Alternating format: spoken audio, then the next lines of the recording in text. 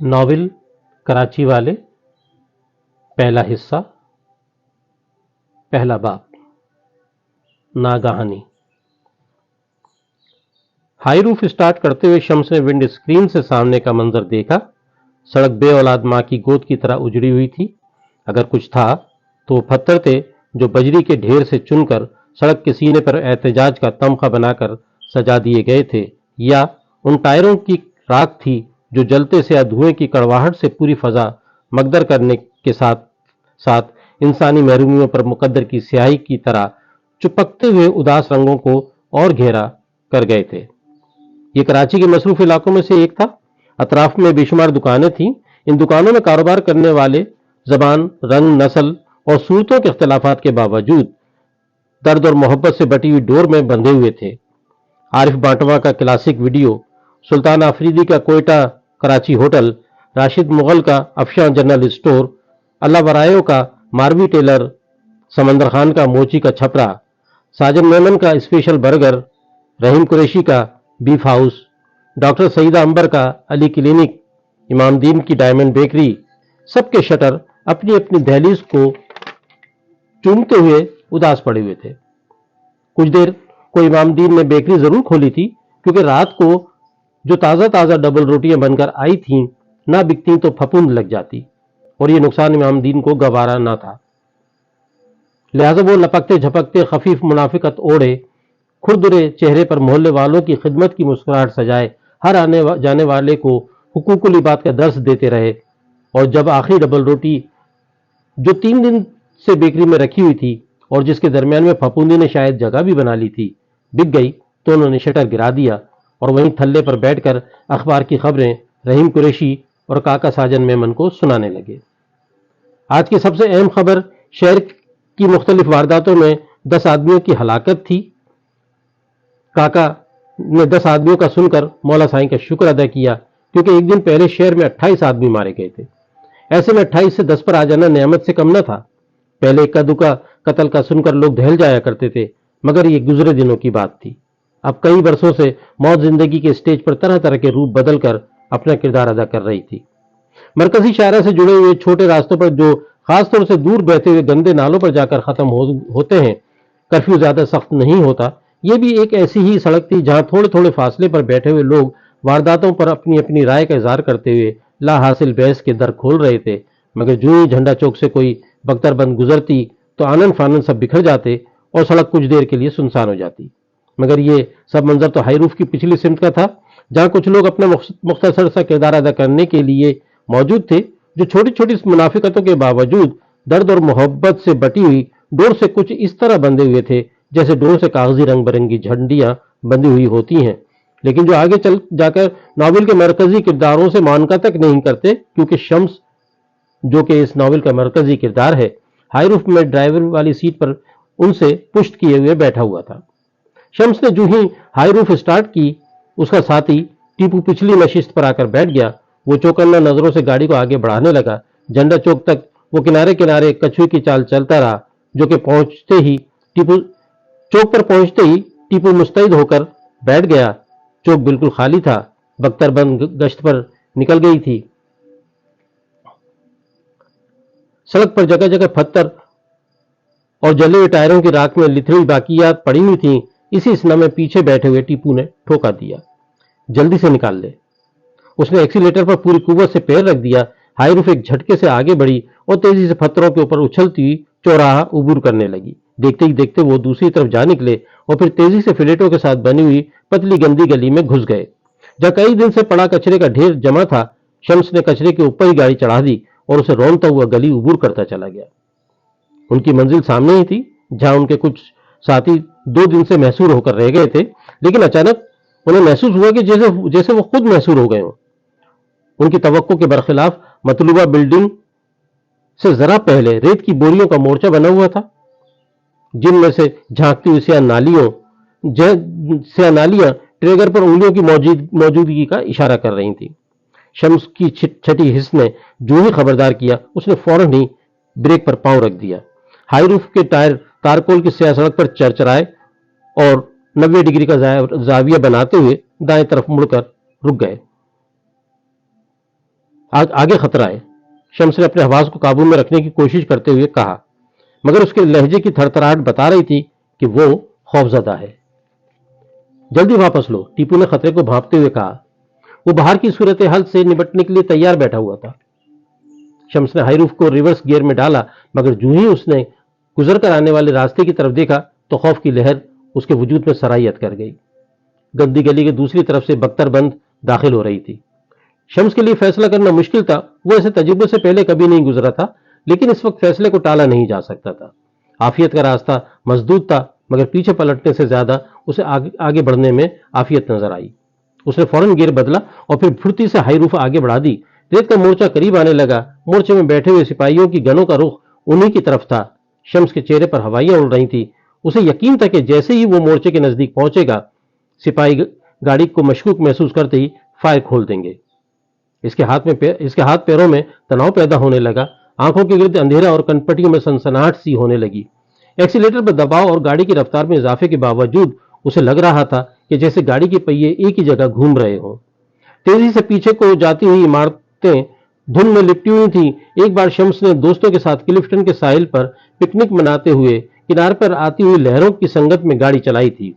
तब तेज रफ्तारी के बावजूद उसके एहसासात में गाड़ी एक जगह ठहरी हुई और समंदर बहता हुआ महसूस हुआ था।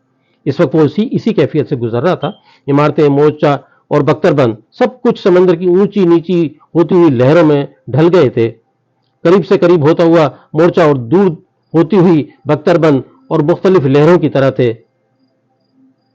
जिनमें से एक पलटती है और दूसरी पैरों से लिपटने को चली आ रही होती है, और जो पैरों से लिपटती है तो जमीन सरकने लगती है। रेत फिसलती हुई चली जाती है और पैर जमीन में धंसते हुए महसूस होते हैं। तब सीधा खड़ा रहना कितना मुश्किल होता है, ये सिर्फ वही जान सकता है जिसने समंदर की लहरों में खड़ा होने की कोशिश की हो। खुद को साबित कदम रखने की कोशिश में शम्स के चेहरे की रगें फूल गई थीं। आगे और पीछे दोनों तरफ से बढ़ती हुई मौत ने उसके रोंगटे खड़े कर दिए। यकायक फजा में गोलियों की हौलनाक तड़तड़ाहट ने ख्यालात में उतरी हुई समंदरी लहरों में इर्ताश पैदा कर दिया। उसने एक्सीलेटर पर पैर का दबाव आखिरी हद तक बढ़ाया हुआ था, जिसकी वजह से हाई रूफ सड़क पर उछलती हुई महसूस हो रही थी। अब मोर्चा और हाई रूफ 90 डिग्री के जाविये पर थे। अचानक शीशे के छनाकेदार आवाज में मदगम एक भयानक चीख सुनाई दी। शम्स का लम्हा भर को ध्यान भटका। खौफ की लहर ने उसे बुरी तरह जकड़ लिया। उसकी आंखें सामने विंडो स्क्रीन के उस पार आफियत की तलाश में सड़क पर जमी हुई थीं। इधर उधर देखने की कोशिश में आफियत का रास्ता खोटा हो सकता था। उन्हें जहां जाना था अब वहां रुकना और मैसूर साथियों को निकाल कर ले जाना नामुमकिन था। लिहाजा वो गोली की बर्फ रफ्तारी से सीधा आगे बढ़ता चला गया। बख्तरबंद, मोर्चा और कर्फ्यू ज़दा इलाका सब पीछे रह गए। 1.5-2 फरलांग आगे जाकर उसने एक बड़े अपार्टमेंट की बगली गली में गाड़ी मोड़ दी और थोड़ी दूर जाकर ब्रेक लगा दिए। गाड़ी झटके से रुक गई। वो टीपू की तरफ मुतवज्जह हुआ, मगर देखते ही चीख निकल गई। टीपू कर्फ्यू ज़दा इलाके की सरहद ही नहीं, बल्कि सवाल और जवाब से पूरी दुनिया की सरहदें भी पार कर चुका था। गोलियों से छलनी और लहू लान सर एक तरफ ढलका हुआ जिंदगी और मौत की जंग में मौत की जीत का नोहा सुना रहा था। तेजी से बहता हुआ लहू टीपू के कपड़ों और गाड़ी को तरबतर कर रहा था। उसकी फटी हुई आंखों में कई सवाल थे, महरूमियों, नाकामियों, हसरतों में लिथड़े हुए लहू रंग सवाल, जिन्हें देखा, पढ़ा और सुना जा सकता था, मगर जवाब सुनने की आरजू मंद आंखें बुझ चुकी थी। अब जो जिंदा था वो खौफ से कांप रहा था। टीपू उसका सिर्फ सियासी साथी ही नहीं, दोस्त भी था। दोस्ती का ये ताल्लुक बरसों पर मोहित था, जिसे शीशे को रेजा करती हुई गोलियों ने बेरहमी से तोड़ डाला। शम्स ने घबरा कर चारों तरफ देखा। आसपास कोई नहीं था। गली मुर्दा जिस्म की तरह बेरूह पड़ी हुई थी, मगर किसी भी लम्हे कोई आकर सन्नाटे का खून कर सकता था। वो गाड़ी स्टार्ट करने लगा, मगर हाई रूफ में मौजूद खून में लथपथ टीपू की लाश का ख्याल आते ही उसका हाथ रुक गया। जिन इलाकों में कर्फ्यू नहीं था वहां भी चौराहों पर फोर्सेस के आदमी मौजूद होते थे। लिहाजा ऐसी गाड़ी ले जाना खतरे से खाली नहीं था जिसमें लाश और खून के धब्बे हों। शम्स ने लम्हों में फैसला किया। मुर्दा टीपू के कंधे पर हाथ रखा, नजर भरकर उसे देखा और फिर गाड़ी से उतरकर गली के दूसरे सिरे की तरफ दौड़ता चला गया। वो अचानक रुक गया। वो अपने दोस्त को ऐसे तन्हा छोड़कर कैसे जा सकता था? उसने सोचा। لوگ تو دوستوں کے لیے جان دے دیا کرتے ہیں، اور میں جان دیے ہوئے دوست کی لاش کو اس کے گھر تک نہیں پہنچا سکتا؟ میں اتنا بے رحم اور دوست فراموش کیسے ہو سکتا ہوں؟ مجھے یہ فریضہ ادا کرنا ہی ہوگا۔ شمس نے خود کو ذہنی طور پر تیار کر ہی لیا کہ وہ ایسا ہی کرے گا۔ وہ پلٹا اور واپس لوٹنے لگا، مگر یکایک رک گیا۔ اس کی آنکھوں میں بے چینی ابھر آئی۔ گلی کی پچھلی طرف سے کوئی ٹرک داخل ہو رہا تھا۔ اس سے پہلے کہ وہ ہائی روف تک پہنچتا، سامان سے لدا ٹرک ہائی روف کے بالکل نزدیک پہنچ گیا۔ ہائی روف کو سائیڈ میں کیے بغیر ٹرک کا نکلنا مشکل تھا۔ شمس نے محسوس کیا کہ اب ہائی روف کے نزدیک جانا خود کو مصیبت میں ڈالنے کے مترادف ہوگا۔ لمحہ بھر پہلے دوست کے لیے خود کو ہر مصیبت میں ڈالنے کا ارادہ کرنے والے شمس کے ارادے ڈاواڈول ہونے لگے۔ وہ الجھن میں پڑ گیا۔ اس کی سانس پھولی ہوئی تھی، جیسے وہ بہت دور سے دوڑتا ہوا آ رہا ہو۔ ایسے میں بے چارگی اور کچھ نہ کر پانے کا اضطراب آنسو بن کر بہہ نکلا۔ وہ ہچکیوں سے روتا چلا گیا۔ مردہ ہو چکے دوست کو آنسوؤں کا خراج پیش کرنے کے بعد اس کی طبیعت قدرے سنبھل گئی۔ وہ پلٹ کر ہائی روف اور ٹیپو سے دور ہوتا چلا گیا۔ گلی کے اختتام پر میدان تھا اور اس کے بعد سرکلر ریلوے کی پٹری بچھی ہوئی تھی، جس پر کچھ عرصے سے سرکلر ٹرین چلنا بند ہو چکی تھی۔ پٹریوں کے درمیان دوسری طرف کا علاقہ کرفیو زدہ تھا، مگر بالکل نزدیک ہونے کی وجہ سے اس طرف بھی چہل قدمی میں کمی تھی۔ تاہم میدان میں لڑکے اکثر کرکٹ کھیلتے ہوئے نظر آتے تھے۔ اس وقت بھی کچھ لڑکے کھیل میں مصروف تھے۔ وہ ہائی روف اور ٹیپو کی لاش سے بہت دور آ چکا تھا۔ وہ نہیں جانتا تھا کہ ٹرک والے نے اپنا ٹرک کیسے نکالا۔ یوں بھی وہ یہ بات جاننا نہیں چاہتا تھا۔ وہ وہیں فلیٹوں کے ساتھ بنے ہوئے چبوترے پر بیٹھ گیا اور گہری گہری سانس لینے لگا۔ میدان میں کھیلتے ہوئے لڑکے نے بلہ گھمایا تو گیند اچھلتی اس کے پیروں میں آ گری۔ دور کھڑے ہوئے فیلڈر نے اسے گیند واپس پھینکنے کو کہا، مگر اس نے سنی انسنی کر دی۔ لڑکا دوڑتا ہوا آیا۔ وہ شکایتاً کچھ کہنا چاہتا تھا کہ ٹھٹک گیا اور گھبرا کر گیند زمین سے اٹھائی اور اجلت میں بھاگ کھڑا ہوا۔ شمس نے دیکھا کہ اب وہ لڑکا اپنے دوسرے ساتھیوں کو کچھ کہتے ہوئے اس کی طرف اشارہ کر رہا ہے۔ تب وہ چونکا اور گھبرا کر اٹھ کھڑا ہوا۔ شمس سمجھ گیا کہ لڑکا اپنے دوستوں کو کس بات سے آگاہ کر رہا ہے۔ اب تک شمس نے خود اس بات پر توجہ نہیں دی تھی۔ اس کی بیگی شرٹ پر جا بجا خون کے چھینٹے پڑے ہوئے تھے۔ شمس نے چھینٹوں کو دیکھا تو اس کی نظروں میں ٹیپو کا چہرہ گھوم گیا۔ ٹیپو کا خیال آتے ہی اس کا سر ندامت سے جھک گیا۔ لڑکے کرکٹ کھیلنا بھول چکے تھے۔ وہ سمجھ گیا کہ لڑکے خون کے تازہ دھبوں کو دیکھ کر پریشان ہیں۔ اس نے دیکھا کہ سارے لڑکے دھیرے دھیرے سرکتے ہوئے میدان چھوڑ کر ریل کی پٹری پار کر کے دوسری طرف بنے ہوئے فلیٹوں کی سمت بڑھ رہے ہیں۔ شمس بھی یہاں رکنا نہیں چاہتا تھا۔ ہو سکتا ہے کہ لڑکے جا کر کسی کو بتا دیں اور وہ مشکل میں پھنس جائے۔ اس نے یہاں سے فوراً چلے جانا ہی مناسب سمجھا۔ اس کا گھر یہاں سے دور تھا۔ وہ ریل کی پٹری کے ساتھ ساتھ چلنے لگا۔ جگہ جگہ کرفیو کی حالت میں یہی راستہ تھا جہاں سے کسی رکاوٹ کے بغیر گزرا جا سکتا تھا۔ گھروں میں کام کرنے والی بنگالی عورتیں کرفیو میں انہی پٹریوں پر سے گزر کر جایا کرتی تھی اور پٹریوں پر چلتے ہوئے شام کو گھر لوٹا بھی کرتی تھی۔ شمس جیسے تیسے اپنے گھر پہنچ گیا۔ گھر میں گھستے ہی وہ سیدھا سیڑھیوں پر چڑھتا ہوا چھت پر چلا گیا تاکہ اماں اور شازیہ اس کی یہ حالت دیکھ نہ لیں۔ اسے پتا تھا کہ ابا اور عظیم بھائی گھر پر نہیں ہوں گے، کیونکہ بوہرا پیر میں جہاں ان کی ہارڈ ویئر کی سامان کی دکان تھی کبھی کرفیو نہیں لگتا تھا۔ شمس جلدی چھت پر موجود نل سے شرٹ پر لگے خون کے دھبوں کو صاف کرنے لگا۔ خون اس کے دوست ٹیپو کا تھا، جسے کپڑوں پر سے صاف کرتے ہوئے اس کے ہاتھ لرز رہے تھے۔ لمحہ بھر کو اس کا جی چاہا کہ وہ ان دھبوں والی شرٹ کو یوں ہی الماری میں رکھ دے کہ دوست نہ صحیح اس کے خون سے تو رشتہ جڑا رہے، مگر شازیہ اور اماں کی موجودگی میں ایسا سوچنا بھی خطرناک تھا۔ بالآخر دھبوں کو صاف کرنے ہی میں اسے عافیت محسوس ہوئی، مگر ایک بار پھر اسے شرمندگی کے احساس نے آ گھیرا۔ بے حسی، بے مروتی اور کمینگی کے زہریلے کانٹے اس کے بدن پر ڈنک مارنے لگے۔ بھلا کوئی اس طرح اپنے دوست کو خون میں لت پت چھوڑ کر بھاگتا ہے؟ اسے خود سے گھن آنے لگی۔ دوستوں کو کیا جواب دے گا؟ کیسے بتائے گا کہ جب اندھی گولیوں نے ٹیپو کو چھلنی کیا وہ ساتھ ہی تھا؟ اچانک شمس کے اندر خوف ڈر آیا کہ اگر پچھلی سیٹ پر ٹیپو کی جگہ وہ ہوتا ہے یا گاڑی محض 1 فٹ پیچھے ہوتی تو کیا ہوتا؟ یہ سوچتے ہوئے لرز کرے گیا۔ اسے خیال آیا کہ گولیاں چلا کر گاڑی کو روکنے کی کوشش کرنے والے سب سے پہلے ڈرائیونگ سیٹ پر بیٹھے ہوئے شخص کو نشانہ بناتے ہیں تاکہ گاڑی وہیں رک جائے۔ تو کیا گولی چلانے والے نے اس کا نشانہ لیا تھا جو محض خطا ہو جانے کی وجہ سے ٹیپو کی موت کا سبب بن گیا؟ یہ سوچ کر اسے تھرتھری آ گئی۔ اسے ٹیپو پر پیار آیا اور ساتھ ہی یہ خیال بھی کہ وہ اس کی لاش کو ایک گلی میں بے یار و مددگار چھوڑ آیا ہے۔ اس کا جی چاہا کہ وہ ابھی کے ابھی جائے اور اسے باہوں میں بھر کر لے آئے، مگر اب یہ ناممکن تھا۔ وہ بزدلوں کی طرح وہاں سے بھاگ آیا تھا۔ گلی میں جس وقت کوئی نہیں تھا، اس وقت وہ چاہتا تو اسے وہاں سے نکال کر لا سکتا تھا۔ وہ چاہتا تو گاڑی کو آگے کسی اور جگہ لے جاتا۔ ریلوے ٹریک کے ساتھ ساتھ جہاں سے گزر کر وہ خود یہاں آیا تھا، جہاں کچروں پلاسٹک کی رنگ برنگی تھیلیوں سے اٹی ہوئی زمین پر پیدل چلنا دشوار تھا، وہاں کسی نہ کسی طرح ہائی روف چلائی جا سکتی تھی۔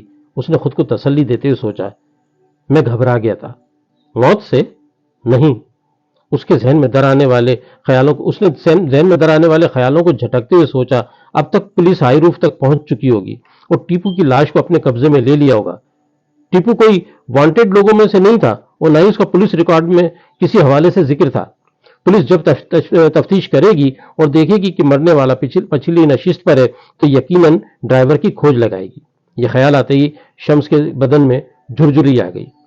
اس نے اپنے بارے میں سوچنا شروع کیا کہ کہاں اس کا چہرہ یا وہ خود پورے وجود کے ساتھ موجود ہے۔ اس نے سب سے پہلے ہائی روف کے بارے میں سوچا۔ اسے معلوم تھا کہ ہائی روف ٹیپو نے کسی سے حاصل کی تھی۔ ہائی روف کا مالک صرف ٹیپو کو ہی جانتا تھا اور ٹیپو اب مر چکا تھا۔ اسے قدر اطمینان محسوس ہوا۔ اسے یاد آیا کہ وہ ہائی روف لے کر جھنڈا چوک کے پاس والے بازار میں کھڑے ہوئے تھے، جہاں پبلک بوتھ سے ٹیپو نے کسی سے فون پر بات کی تھی اور انہوں نے دیکھا تھا کہ ڈائمنڈ بیکری والے امام الدین فٹ پاتھ پر بیٹھے اخبار پڑھ کر دوسروں کو سنا رہے تھے۔ وہاں بھی شمس گاڑی سے نہیں اترا تھا اور یوں بھی اس کی پشت ان لوگوں کی طرف تھی۔ شمس کو ایک بار پھر اطمینان محسوس ہوا۔ وہ چھت سے نیچے اتر آیا۔ 5 کمروں کا پرانا مگر اچھا تعمیر کردہ گھر تھا، جسے سستے دنوں میں اس کے ابا دین محمد نے خود کھڑے ہو کر بنوایا تھا۔ گھر کی تعمیر کے بعد جو انہوں نے پودے لگائے تھے اب تناور درخت کی صورت اختیار کر چکے تھے۔ لاؤنج میں بیٹھ کر زینے کے پاس چھت کو چھوتی ہوئی لوہے کی گرل کی دوسری طرف دیکھنے سے گھر کسی باغ کے درمیان ایک چھوٹے سے ہٹ کا منظر پیش کرتا تھا۔ شمس وہیں پرانے صوفے پر بیٹھ گیا جو بہت پہلے اس کے ابا کے ایک دوست نے چنیوٹ سے منگوا کر دیا تھا۔ کچھ ہی دیر میں شازیہ اس کے لیے کھانا لے آئی۔ درمیان میں رکھی چھوٹی تپائی پر ٹرے رکھتے ہوئے بولی، بھائی کل میرا پیپر ہے۔ جن علاقوں میں کرفیو ہے وہاں کے پیپر کینسل ہو گئے ہیں۔ امتحانات کی دوسری تاریخ بعد میں بتائی جائے گی۔ لیکن بھائی ہمارے علاقے میں تو کرفیو نہیں ہے، شازیہ نے وضاحت کی۔ لیکن ہمیں کرفیو زدہ علاقے سے گزر کر ہی جانا ہوتا ہے، شمس نے نوالا منہ میں رکھتے ہوئے کہا۔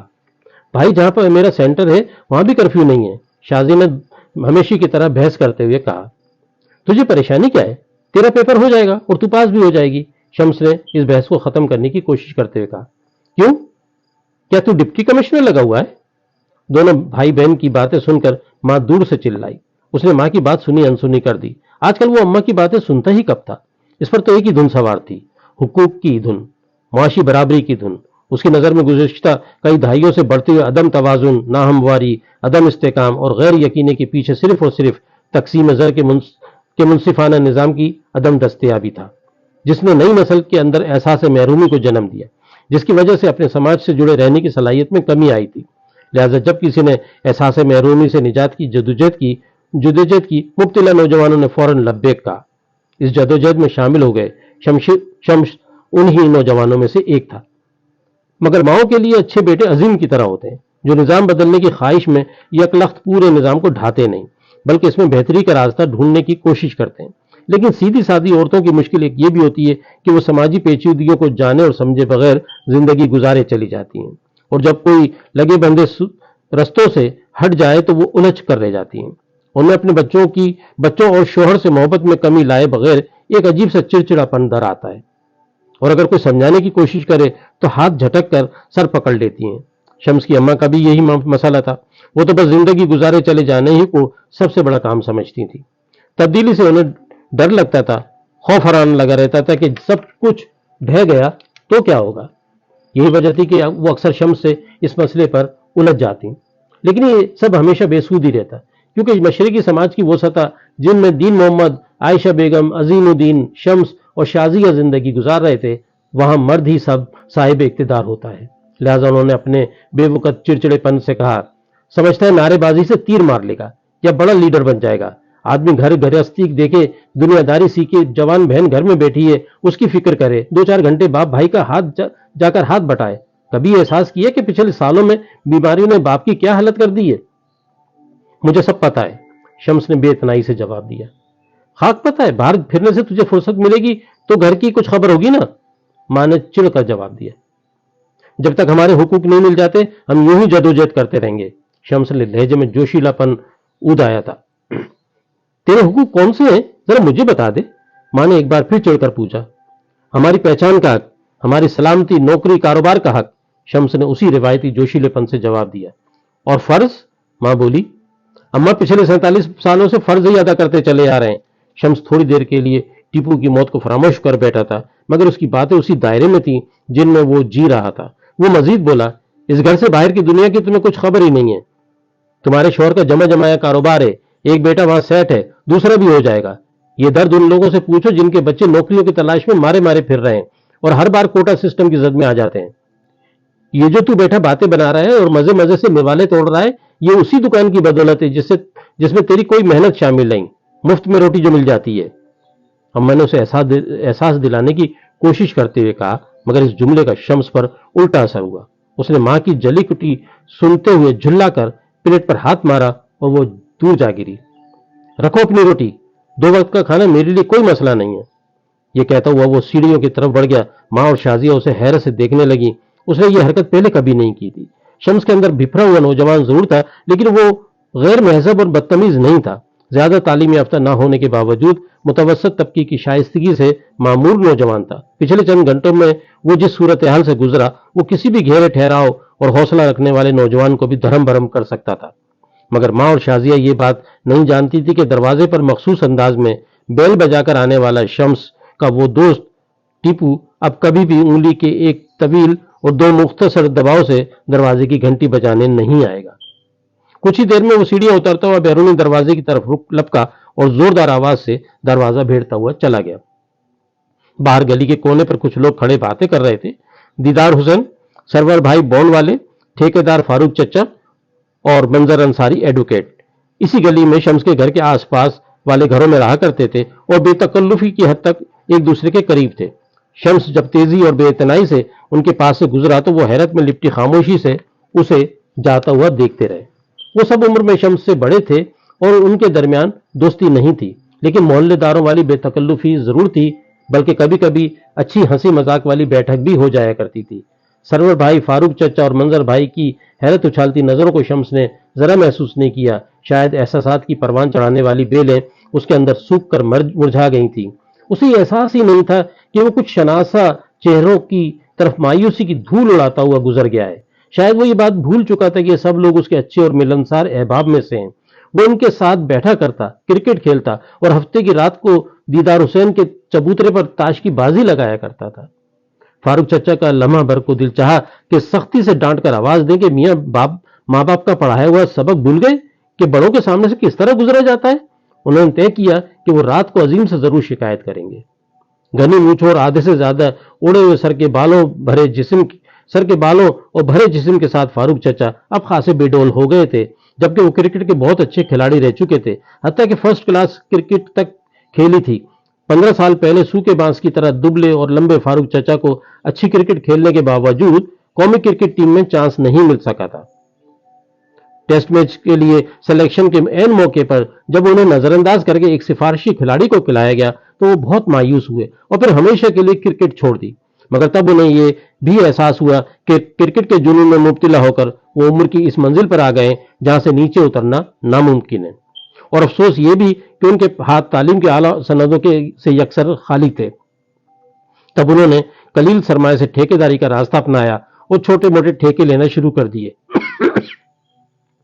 रफ्ता रफ्ता वो पीडब्ल्यूडी के चीदा ठेकेदारों में शुमार होने लगे। बदन का फुर्तीलापन ठेकेदारी की नजर हो गया, मगर अब भी कभी कभी मोहल्ले के लड़कों के साथ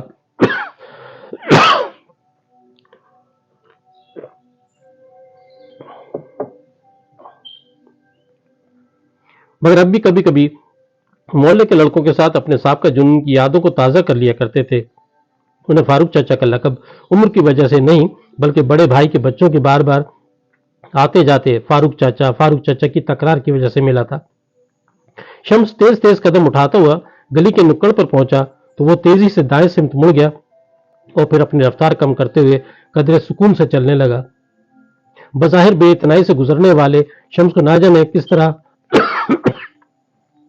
मगर ये एहसास था कि उसकी पीठ पर फारूक चचा की नजरें गड़ी हुई हैं।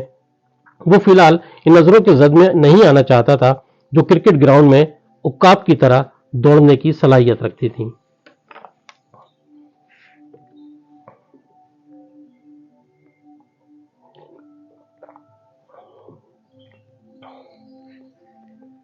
दूसरा बाब, अंदेशा फिराक।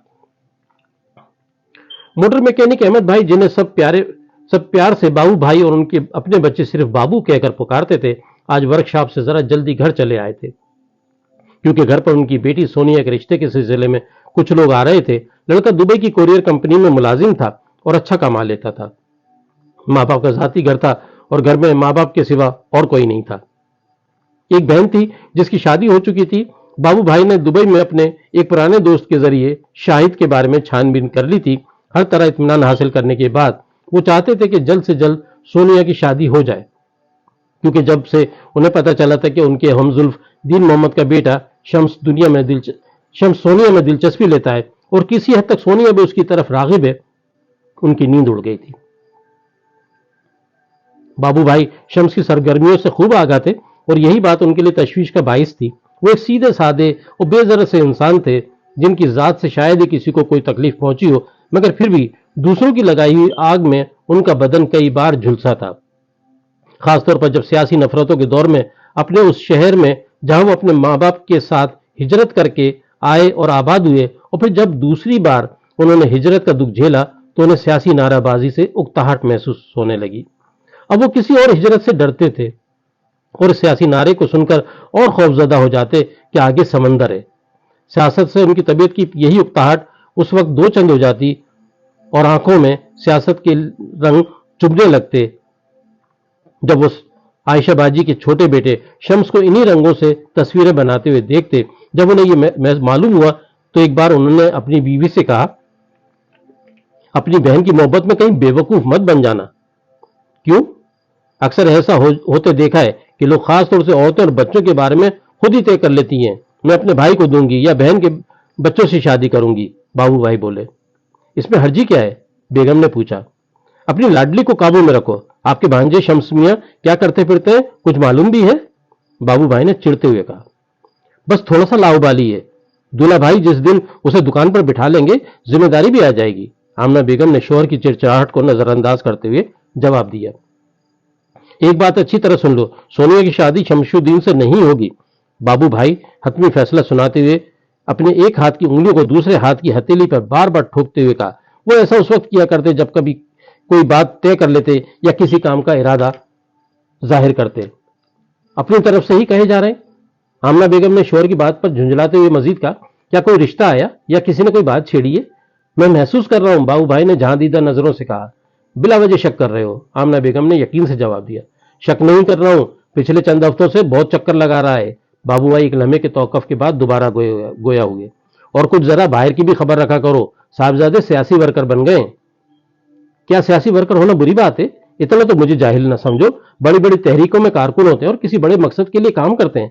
खुद ही बताते रहे हो कि हमारे अब्बा ने मुस्लिम लीग में क्या कुछ नहीं किया, कैसे कैसे दुख झेले और कैसी कैसी जेलें काटी। आमना बेगम ने अपने शौहर के माजी का दरीचा खोलने की कोशिश की। लेकिन ये सब कुछ नहीं किया जो आजकल के कारकुन करते फिरते हैं, बाबू भाई ने जवाब दिया। मुझे सियासती बातें नहीं आती। घर का बच्चा है, देखा बाला है, कोई नौकरी वोकरी का भी मसला नहीं है। जमा जमाया कारोबार। और मैं तो कहती हूँ कि अभी कौन सा बड़ी बाजी ने ऐसा कोई इशारा किया है जो हम इस पर सोचें? हाँ, जब बोलेंगी तो जरूर सोचेंगे। आमना बेगम ने बाबू भाई को समझाने की कोशिश की। अगर इससे पहले सोने के लिए कोई अच्छा रिश्ता आ जाए तो फिर? बाबू भाई ने कुछ कहा और सोचते हुए सवाल दाग दिया। तो फिर बड़ी बाजी को बताकर उसके हाथ पीले कर दूंगी। अगर इसके नसीब में कोई दूसरा है तो फिर दूसरा ही सही। आमना बेगम ने तकदीर के आगे सर झुका लेने वालों की सफ में जगह बनाने की कोशिश की और बाकायदा सर झुकाते हुए खामोश हो गई।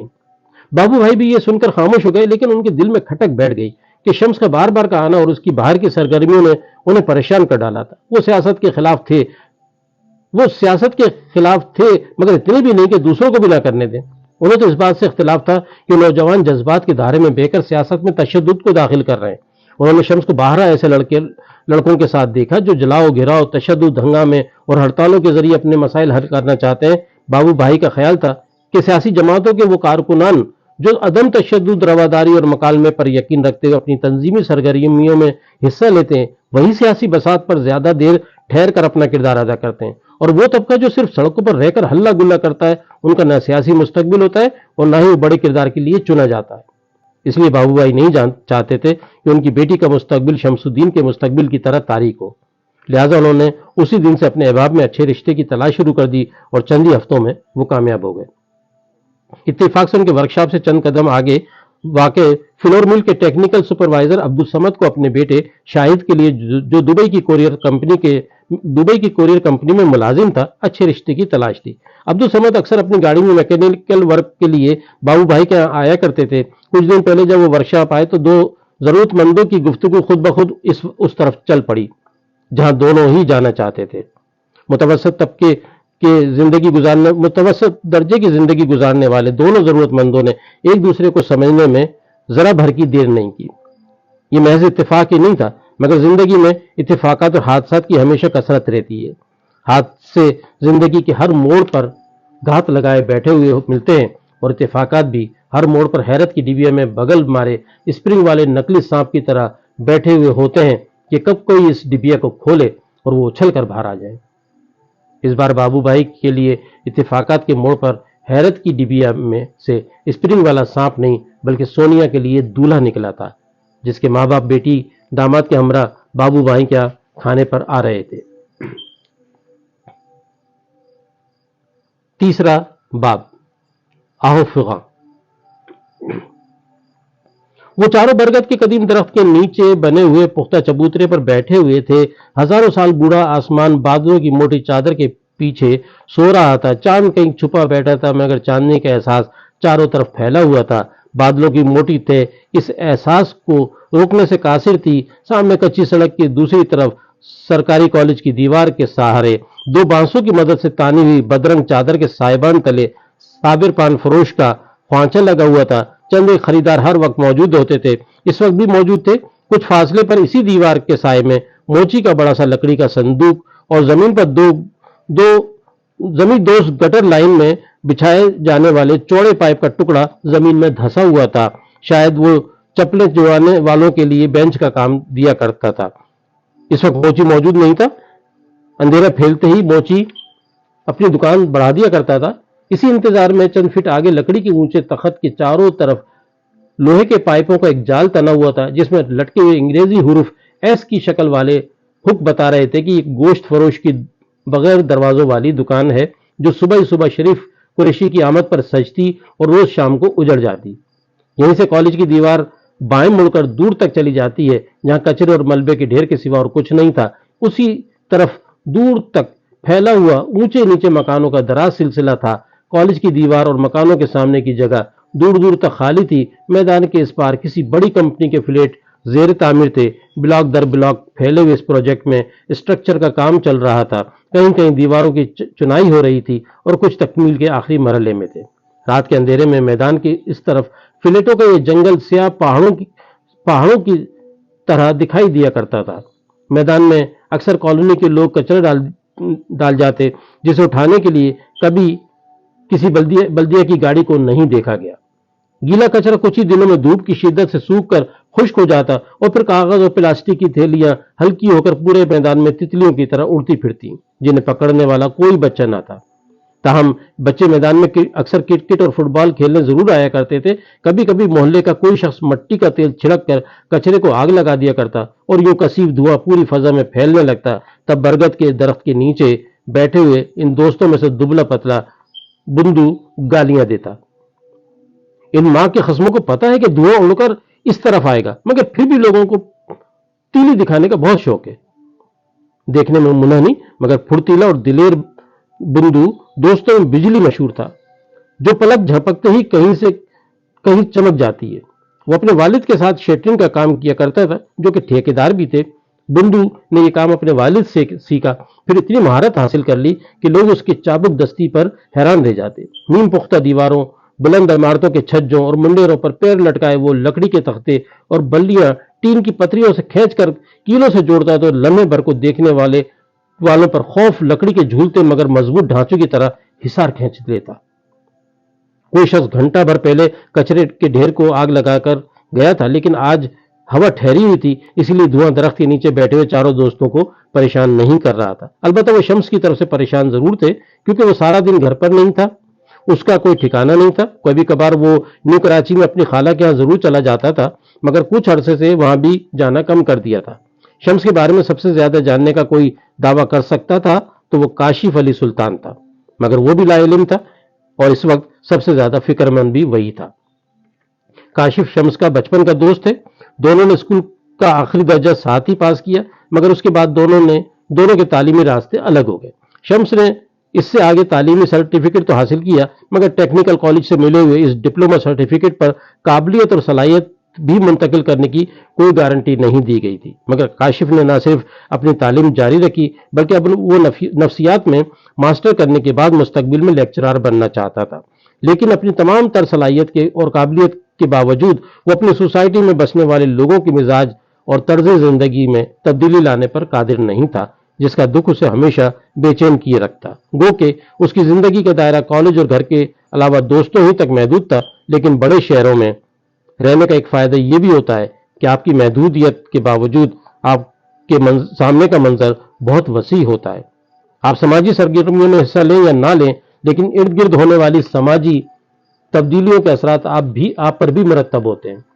پروفیسر الفت رضا کی قربت اور نفسیات و فلسفے کی کتابوں نے اس کی سوچ اور نظریات کو بہت نکھارا تھا۔ اسے لوگوں کو پڑھنے کا شوق تھا، چلتے پھرتے وہ لوگوں کا مطالعہ کرتا، اس طرح انسانی رویوں سے سماج پر پڑنے والے اثرات کو سمجھنے کی کوشش کرتا، مگر اکثر اسے انتہائی مایوسی سے سابقہ پڑتا، اور جب لوگوں کے سماجی رویے کا مطالعہ کرتا الجھن میں پڑ جاتا۔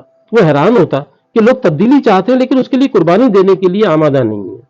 وہ بنا محنت اور کسی نقصان کے بغیر کامیابی کے خواہاں ہیں، کسی مشقت سے گزرے بغیر آسودگیوں کی چھاؤں میں بیٹھنا چاہتے ہیں۔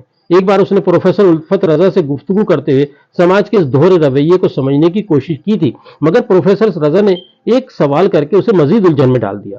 انہوں نے کاشف سے پوچھا کہ اگر تم یہ سمجھتے ہو کہ لوگ مشقت سے گزرے بغیر آسودگی چاہتے ہیں، تو پھر لوگوں کا ایک سے زیادہ نوکریاں کرنا اور رات گئے تک ڈیوٹیاں انجام دینا کیا معنی رکھتا ہے؟ اس کے ذہن میں کئی جواب کلبلائے، مثلا بڑے شہروں میں زندگی گزارنے کے لیے زیادہ دولت کی ضرورت ہوتی ہے، مگر اس نے یہ نہیں کہا، کیونکہ وہ جانتا تھا کہ پروفیسر کہیں گے کہ کراچی وہ شہر ہے جہاں ایک وقت کا کھانا کھانے کے لیے 1000 کا نوٹ بھی کم پڑ سکتا ہے، اور وہی کراچی ایسا غریب پرور شہر بھی ہے کہ یہاں صدر بازار میں صرف 5 روپے میں حلیم سے روٹی کھا کر مزدور مست ڈکار لیتا ہے۔ اگر کوئی یہ چاہتا ہے کہ اس کا شمار 5 یا 50 روپے میں ایک وقت کی بھوک مٹانے والوں سے بہتر ہو، تو اسے زیادہ محنت اور مشقت سے مزید رقم حاصل کرنے کا جتن تو کرنا پڑے گا۔ تب اسے دوسرا جواب بھی سوچا تھا کہ سماج میں مرتبہ حاصل کرنے کی خواہش، جس کی ترغیب زیادہ تر گھر سے ملتی ہے، مگر پروفیسر یہ سن کر تو ہنسی دیتے، وہ کہیں گے کہ یہ تو پیدا ہی اس معاشرے میں ہوتی ہے جہاں طمع بڑھ جاتی ہے۔ تضادات پر مبنی معاشرہ اسے جائز سمجھتا ہے، تو کیا ہمارا معاشرہ تضادات پر مبنی معاشرہ ہے؟ یہ سوچ کر کاشف کی الجھن اور بڑھ جاتی اور نئے سوال جنم لے رکھتے۔ وہ ان سوالوں کے جوابات ڈھونڈنے کے لیے ایک بار پھر سماج اور اس میں بسنے والے لوگوں کی طرف غور سے دیکھنے لگتا۔ کراچی کی معاشی اور اقتصادی ترقی کے باوجود اسے کمی کا احساس ہونے لگتا اور وہ پریشان ہو جاتا۔ 3 دن پہلے اسی چبوترے پر کاشف اور شمس نے دیر تک بہت ساری باتیں کی تھی۔ اس وقت شمس نے جب اپنی مصروفیات کے بابت بتایا تو وہ کچھ سمجھتے ہوئے بولا تھا، یہ تیرے اندر اتنی سیاست کہاں سے گھس گئی ہے؟ اگر حقوق کی بات کرنا سیاست ہے تو پھر سیاست ہی صحیح، شمس نے 2 ٹوک لہجے میں کہا۔ مجھے بھی اپنے حقوق کی فکر ہے، مگر بلکہ تجھ سے زیادہ فکر ہے۔ تیرے راستے میں کوئی کوٹا سسٹم کی رکاوٹ نہیں آتی، لیکن میں جانتا ہوں کہ جب میری نوکری کا مرحلہ آئے گا تو یہی کوٹا سسٹم میرے لیے نوکری کے کئی دروازے بند کر دے گا۔ لہٰذا مجھے اپنی قابلیت اور صلاحیت سے ثابت کرنا ہوگا کہ میں میرٹ پر آتا ہوں، میرا جو حق بنتا ہے وہ مجھے ملنا چاہیے، لیکن میں زمینی حقائق سے آگاہ ہوں، میں احمقوں کی جنت میں نہیں رہتا۔ میں جانتا ہوں کہ میری قابلیت اور صلاحیت کو کوئی نہیں دیکھے گا، کیونکہ فیصلہ کرنے والی میز کے دونوں طرف بیٹھے افراد کے اپنے اپنے مفادات ہیں۔ سیاہ فریم کے پیچھے ہردم گہری سوچ میں ڈوبی ہوئی چھوٹی چھوٹی سرمئی آنکھوں والا کاشف ایک لمحے کو رکا اور دوبارہ گویا ہوا، لیکن ان تمام باتوں سے آگاہی کے باوجود میں اپنی لڑائی قلم کے ذریعے ہی لڑنا چاہتا ہوں۔ یار کاشف، शम्स जो कि काशिफ के बोलने की सलाहियत से आगाह था, हंसते हुए बोला, तुझे तो किताबों ने खराब कर दिया है। प्यारे दोस्त, हुकूक शराफत और काबिलियत से नहीं, ताकत से मिलते हैं। तेरी अंग्रेजी तो बहुत अच्छी है, लेकिन तुझे माइट इज राइट का मतलब तो बहुत अच्छी तरह मालूम होगा। किसी एक दौर के नौजवानों में यह एहसास पैदा हो जाना कि हुकूक काबिलियत से नहीं बल्कि ताकत के जोर पर हासिल की हुई डिग्री, ख्वाह वो जाली हो या ताकत के जोर पर हासिल की हुई नौकरी ही से मिलेंगे, तो समझ लो कि इसका मतलब एक मखसूस दौर की पूरी नस्ल की तबाही है। क्योंकि 10, 15 या फिर 20 साल के बाद तालीम, काबिलियत, सलाहियत, तजुर्बे और शऊर का एक ऐसा खला पैदा होगा कि जिस पुर करने के लिए पूरी नस्ल में से एक भी शऊर नहीं मिलेगा। तब क्या करोगे? काशिफ ने संजीदगी से आने वाले कल की सूरत गरी करते हुए कहा। तब तुम काम आओगे, शम्स ने एक बार फिर बेफिक्री से हंसते हुए बोला। मैं तो वक्त की चक्की में पिसकर बुरी तरह कुचला जा चुका हूंगा, मेरा तो मजार भी नहीं होगा। काशिफ ने भी हंसते हुए जवाब दिया, तेरा मजार भी होगा और उस पर कवाली भी मैं करवाऊंगा, और ताली पीट पीट कर गा रहा होगा। यह कहकर शम्स लहक लहक कर गाने लगा। ना तो कारवां की तलाश है, ना तो हम सफर की तलाश है, मेरे शौक खाना खराब को तेरी रह गुजर की तलाश है। मेरा इश्क है तेरी आरज़ू, मेरा इश्क है तेरी जुस्तजू, तेरा इश्क मैं कैसे छोड़ दूं, मेरी उम्र भर की तलाश है। जिस वक्त शम्स गा रहा था उस वक्त चबूतरे पर सिर्फ वही दोनों थे। बूढ़े बरगद की शाखें भी कुछ इसी तरह झुकी हुई थी जैसे कोई उदासी में अपने घुटनों के बीच सर डाल दे। शम्स की इश्क में डूबी हुई आवाज सुनकर हवा भी थम सी गई थी। लगता है इश्क का जुनून जोरों पर है, काशिफ ने साबिर पान फरोश के केबिन के पास बटी हुई खुश्क रस्सी के जलते सिरे पर निगाह गाड़ते हुए कहा, तू भी इसी रस्सी की तरह धीरे धीरे सुलग रहा है। ये रस्सी का टुकड़ा तो जलकर भस्म हो जाएगा, मैं तो हमेशा ही सुलगता रहूंगा। शम्स ने सिगरेट सुलगाने की सहूलत की तरफ देखे बगैर कहा, इस जलते टुकड़े से कुछ लोगों की को बुरे नताइज वाला ही सही फैज तो पहुंचता है, तुझसे भी किसी को फैज पहुंचेगा? काशिफ ने पूछा। मेरे दोस्त, तुम कहो तो मैं तुम्हारे लिए जान भी दे सकता हूं, लेकिन क्या तुम मेरे लिए जान दोगे? शम्स ने कॉर्निश बजालाने वाले अंदाज में कहा। मैं मेरी जज्बातियत पर यकीन नहीं रखता, काशिफ ने जवाब देते हुए मजीद कहा। ऐसे फजूल जान देने से बेहतर है कि आदमी अपनी जिंदगी को किसी ढंग के काम में लगाए, ताकि किसी और को ना सही कम अज कम उन्हें तो मुतासिर कर सके जो कहते हैं कि शम्स इस काबिल नहीं कि कोई शरीफ आदमी अपनी बेटी उसे दे। तुम्हें उनकी बात गलत लगती होगी और यकीनन गुस्सा भी आता होगा, लेकिन जरा ठंडे दिल से सोचो तो एक बाप बहुत माकूल अंदाज से सोचता हुआ दिखाई देगा। प्यार के लिए तो लोग बड़ी से बड़ी कुर्बानी दे देते हैं। तुम किसी और के लिए ना सही सोनिया के लिए ही इतनी बड़ी कुर्बानी दे सकते हो कि वैसे ही बन जाओ जैसा तुम्हें वो देखना चाहते हैं। ये मुतालबा इतना बुरा भी तो नहीं है, लेकिन इतना आसान भी नहीं है, शम्स ने फौरन कहा। दूसरों की ख्वाहिश के मुताबिक खुद को कैसे ढाला जा सकता है? मुश्किल समझोगे तो फिर बहुत मुश्किल है, लेकिन ऐसा करने का इरादा कर लो तो सब आसान हो जाएगा। काशिफ बोला, ये तो मुझे क्या पट्टी पढ़ा रहा है? छोड़ यार, शम्स ने बेइस्तेजाबी अंदाज में कहा। तू जिस रास्ते पर चल पड़ा है उसमें आगे अंधेरा ही अंधेरा है, काशिफ ने समझाते हुए कहा। और मैं दूर, शम्स ने दूर को तवील खींचा, उस तरफ रोशनी की किरण देख रहा हूं। जिसे तू रोशनी की किरण समझ रहा है वो अंगारा भी हो सकता है, काशिफ ने अपनी बात की वजाहत करते हुए कहा। मेरे कहे की ताबीर तुम इस अंधेरे से कर रहे हो जो इस वक्त चारों तरफ फैला हुआ है, तो ये बात भी समझ में नहीं आएगी। मैं तो उस अंधेरे की बात कर रहा हूं जो धीरे धीरे हमारे माशरे के वजूद में सराहियत करता जा रहा है। हम इल्म हासिल करना छोड़ते जा रहे हैं, हुनर सीखने से भी गुरेज करने लगे हैं। आसान रास्ता तलाश करने की आदत और आसानी से तरक्की के जीने चढ़ने की ख्वाहिश ने हमें अंदर से खोखला कर दिया है। अब हालत यह है कि हमारे हाथों में डिग्रियां तो आ जाती हैं, लेकिन जब कोई हमसे 4 सतर की दरख्वास्त भी लिखवाता है तो लिख नहीं पाते।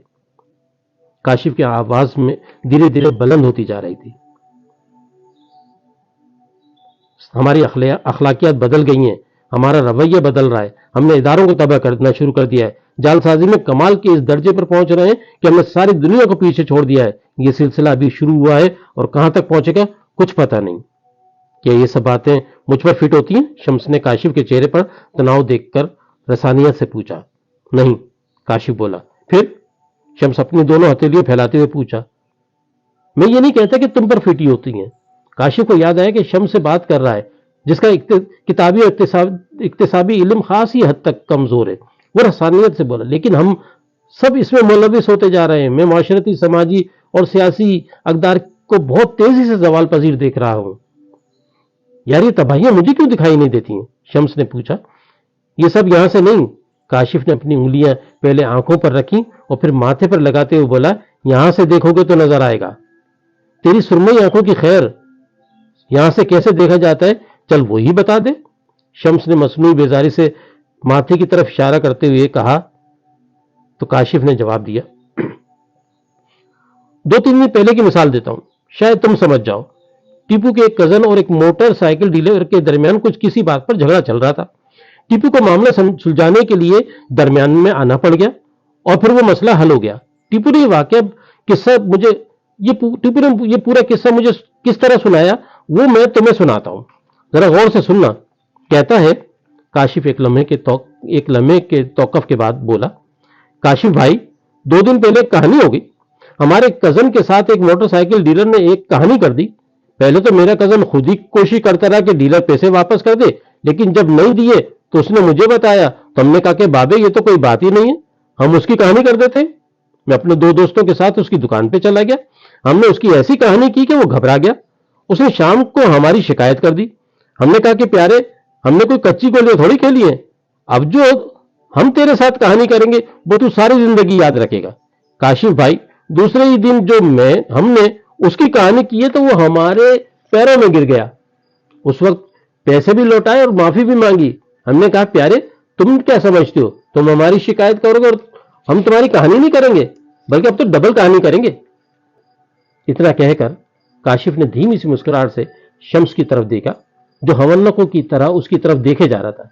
शम्स के चेहरे पर हैरत में मलफूफ हिमाकत को बरसते देखकर काशिफ की हंसी छूट गई और फिर शम्स भी हंस पड़ा।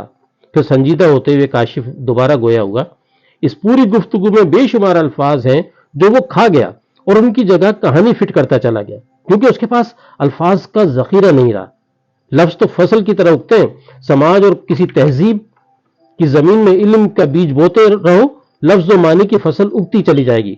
लेकिन अगर तुम इस फसल को बोना छोड़ दोगे तो फिर एक दिन ऐसा आएगा कि तुम गूंगे होकर रह जाओगे।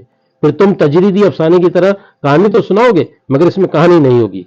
तस्वीरें तो बनाओगे मगर मानवियत से यकसर खाली होंगी। इक्तिसादी तरक्की तो बहुत कर लोगे मगर जिंदगी और उसकी रूह के बगैर। यानी एक ऐसा जमाना आएगा कि कमी और खामी जिंदगी के हर शोबे की जड़ों में आकर बैठ जाएगी। फिर तुम कोशिशों के बावजूद भी लोगों को रवायात की तरफ नहीं लौटा पाओगे जो हमारा विरसा रही हैं।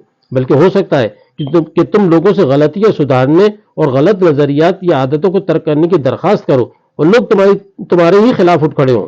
हो सकता है कि तुम कहो कि इस वक्त इसी तरह सोचना और अमल करना हमारी जरूरत या मजबूरी थी, मगर यह भी मुमकिन है कि तुम्हारे दरमियान से निकले हुए लोग तुम्हारे बदलते रवैये को कबूल करने से इनकार कर दें और अपनी साबका रविश पर कायम रहने की जिद करें। तब क्या करोगे? तब का तब देखा जाएगा। शम्स ने हाथ जोड़ते हुए कहा, लेकिन खुदा के लिए वास्ते तू किताबें कम पढ़ा कर और हो सके तो बस ये गाया कर।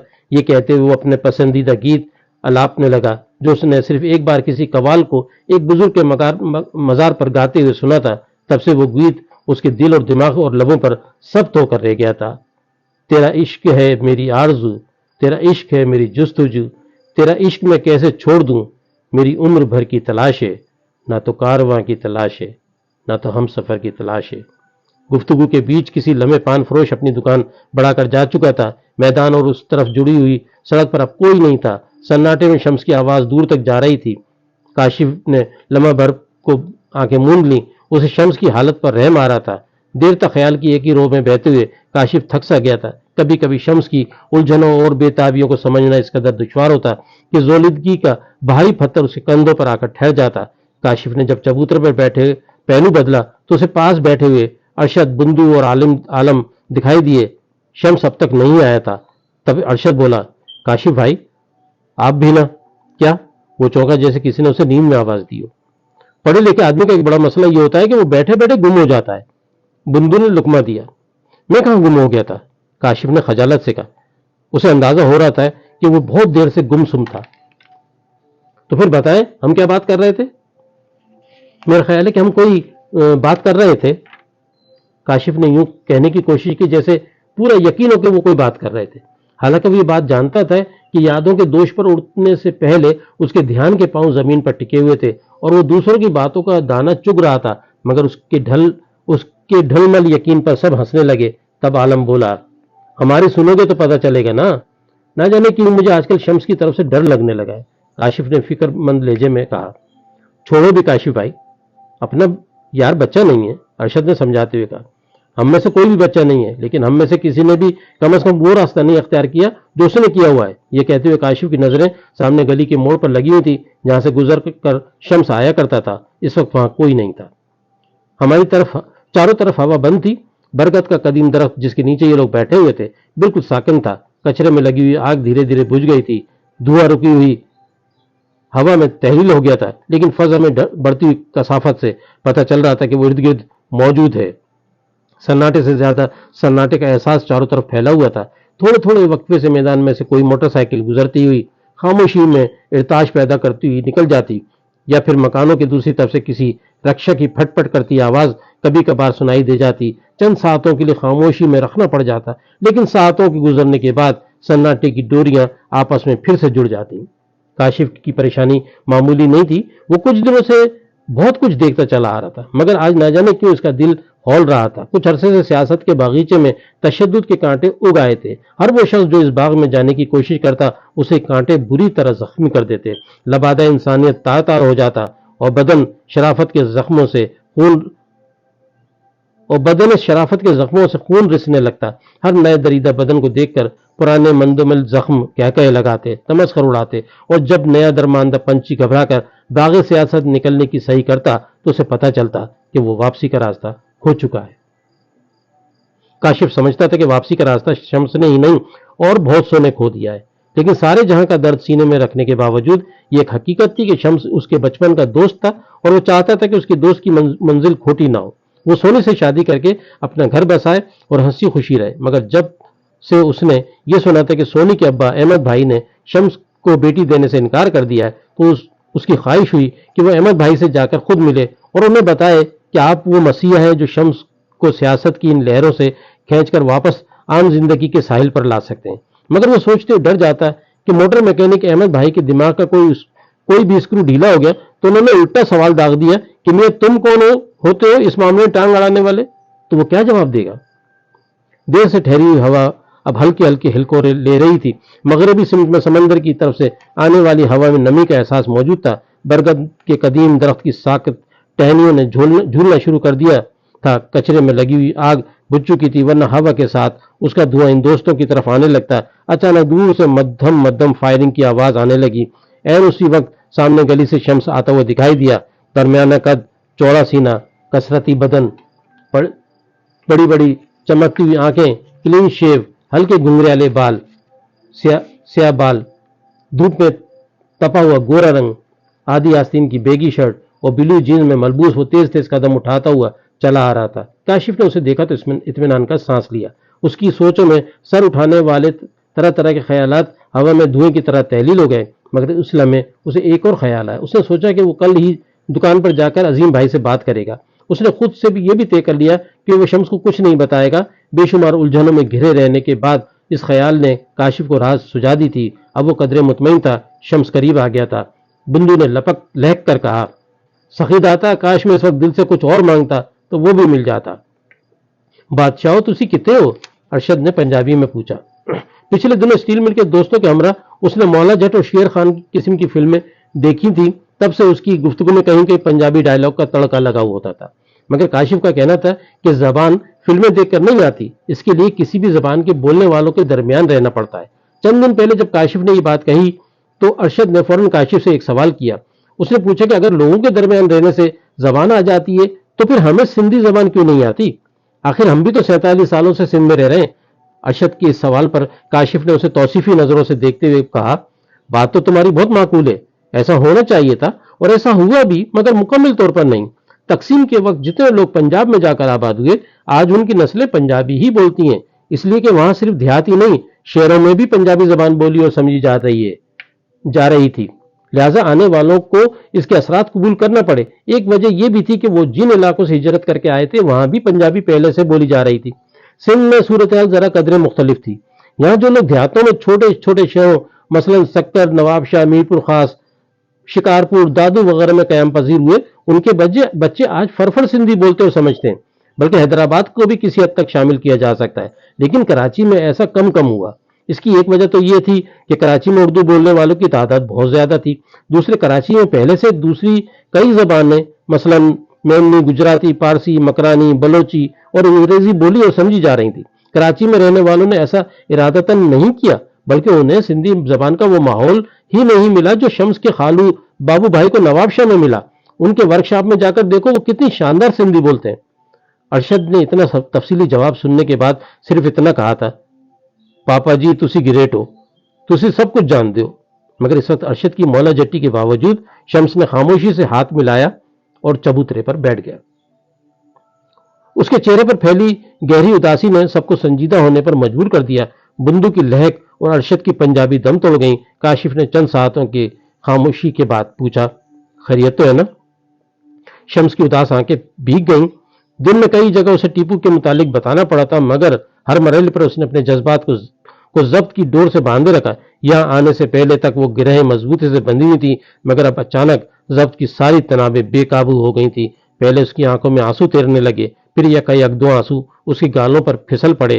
काशिफ की निगाहें उसके चेहरे पर थीं। रोशनी की कमी के बावजूद वो शम्स की आंखों और चेहरे पर उतरे हुए दर्द को महसूस कर सकता था। उसको अंदाजा लगाने में देर नहीं लगी कि यकीनन कोई खास बात हो गई है। वो करीब सरक आया। उसने अपना बायां हाथ शम्स के कांधे पर रख दिया और धीरे से बोला, कोई खास बात है? कई घंटों से खुश्क पड़ी रेत पर जैसे सैलाब उतर आया। शम्स की हिचकियां बन गई। उसका जी चाहा कि वो खुलकर रोए अपने दोस्त की मौत पर, और उससे कहीं ज्यादा अपनी बुजदिली पर कि वो अपने दोस्त की लाश को हाई रूफ में एक पर वीरान गली में छोड़ आया था। शम्स भाई, बात क्या है? कुछ बताओ तो सही, आलम ने उलझन से पूछा। शम्स ने रुंधी हुई आवाज में कहा, टीपू टीपू को गोली लग गई है। नहीं, सबने एक साथ कहा। कहां, कब, कैसे? शम्स ने दिन में पेश आने वाला सारा वाकया बयान कर दिया। वो रुंधी हुई आवाज में एक एक बात बताता चला गया। सबकी आंखें नम आलूद थीं, सबके चेहरे खौफ से अटे पड़े थे। बरगद के नीचे की फजा गहरी उदासी छाई हुई थी। जो कुछ हुआ था वो सबके लिए गैर मुतवक्का था। को कुछ समझ में नहीं आ रहा था कि वो क्या कहे और किससे कहे, कि यहाँ तो हर एक का दर्द मुश्तरक था। आहिस्ता आहिस्ता शम्स की तबीयत संभलती चली गई, मगर वो एक ऐसे किए पर बहुत शर्मिंदा था। नदामत का एहसास उसे मुसलसल कचोके लगा रहा था। शम्स के खामोश होने के बाद भी सारे दोस्त खामोश ही रहे। सबके जहनों में टीपू से ताल्लुकात के अलावा अलहदा अलहदा मंजर चल रहे थे। उसका सबसे गहरा दोस्त शम्सी था। बाकी चारों के मुकाबले में काशिफ ऐसा था जो टीपू को ज्यादा जानता था, लेकिन उस वक्त टीपू की मौत का दुख सब यकसा महसूस कर रहे थे। कुछ देर की उदासी के बाद शम्स ने खुद को हिकारत से मुखातिब करते हुए कहा, लानत है मुझ पर, मैंने इस कदर बुजदिली दिखाई, उससे बेयार मददगार छोड़ाया हूं। मुझे कोशिश तो करनी चाहिए थी।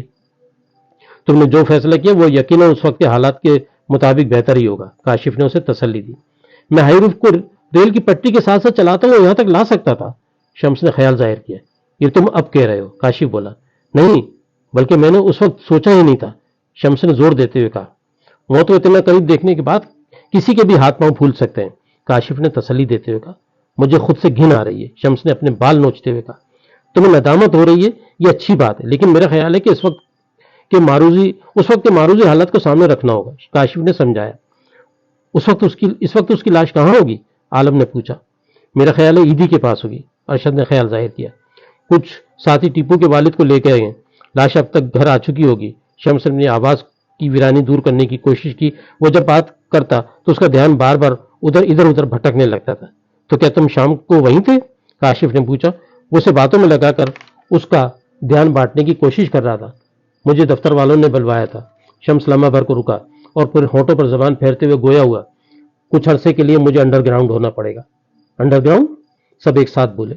हाँ, शम्स ने धीरे से कहा, जैसे उसे खुद भी इस बात पर हैरत हो। उसका ध्यान एक बार फिर टिप्पू की तरफ चला गया।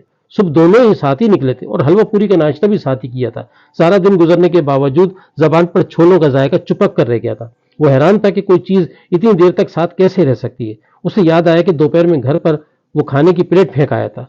हम लोग टीपू के घर चले, बुंदू ने राय दी। पता नहीं अभी लाश मिली भी होगी कि नहीं, क्योंकि पोस्टमार्टम के बगैर लाश हवाले नहीं करेगी। आलम ने अपनी राय का इजहार किया। मौत गोली लगने से हुई है तो पोस्टमार्टम तो लाजमी होगा। गोली कहां लगी थी? काशिफ ने शम्स से पूछा।